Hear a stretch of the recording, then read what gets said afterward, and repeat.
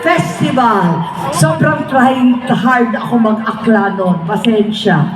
Ginab-abi-abi ko gidron nga mga bisita na iya makaron, mga organizers ang satanan na naging kaparte itrayang okasyon.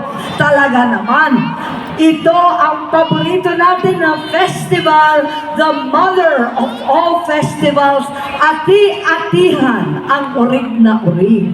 Ano nga ang sabi nila? Ako'y nagtago sa costume ng ati-atihan, pero hindi ko matago ang feelings ko sa'yo.